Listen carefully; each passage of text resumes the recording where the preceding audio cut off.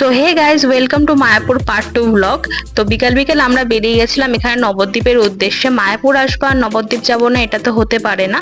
তো টোটো করে আমরা চলে গেছিলাম ফেরিঘাটে, আর টোটো নিয়েছিল 10 টাকা। আর এখানে ফেরিঘাট থেকে নবদ্বীপের যে টিকিট মূল্য সেটার দামও 10 টাকা। আর এটা দেখো মায়াপুর লঞ্চ ঘাট, এখানে নৌকাও চলে, তোমরা নৌকা করেও যেতে পারো, কিন্তু আমরা লঞ্চ করে নবদ্বীপ গেছিলাম। তারপর আমাদের লঞ্চ শুরু হলো, আর লঞ্চ শুরু হতেই আমি যে জিনিসটার ব্যাপারে প্রথম এক্সাইটেড ছিলাম সেটা হচ্ছে গঙ্গা যমুনা দেখবো বলে। এখানে সবাই বলে যে গঙ্গা যমুনার দুটো কালার নদীতে থাকে, সেই জিনিসটা দেখার জন্যই আমি মেনলি এক্সাইটেড ছিলাম। কিন্তু যখন আমি ক্যামেরা করছিলাম ওখানে, তখন কিন্তু আমি অতটা বুঝতে পারিনি। সবাইকে আমি জিজ্ঞাসা করে যাচ্ছি কোথায় কালার, কোথায় দুটো কালার, কোথায় দুটো কালার। কিন্তু যখন আমি এডিট করছিলাম, এখন দেখো পুরো পরিষ্কার বোঝা যাচ্ছে যে হ্যাঁ, এখানে দুটো কালারই জল আছে।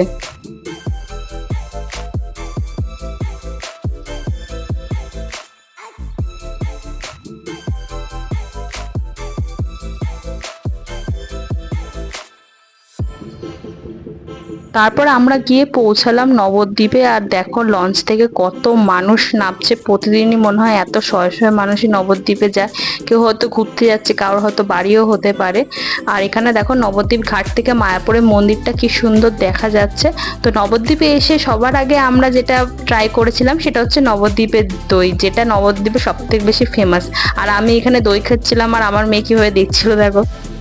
আর সন্ধেবেলা যখন আমরা আবার মায়াপুরে গেলাম ফেরত, আর এখানে চন্দ্রদয়া মন্দির মানে রাধাকৃষ্ণ মন্দিরে দেখবো বলে আমরা যখন ঢোকার চেষ্টা করছিলাম, এখানে একবার ভিড়টা জাস্ট তোমরা দেখো, এত ভিড় ছিল। আমি জানি না এই অফ সিজনে মায়াপুরে এত ভিড় কিসের জন্য ছিল।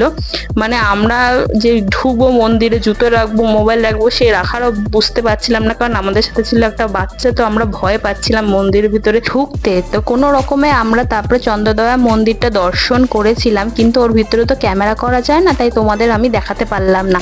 তারপর ওখান থেকে বেরিয়ে আমরা গোবিন্দা রেস্টুরেন্টে গেছিলাম নিজেদের রাতে ডিনার করার জন্য, কিন্তু আমাদের একটু লেট হয়ে গেছিল বলে আমরা রাতের ডিনার ওখানে পাইনি।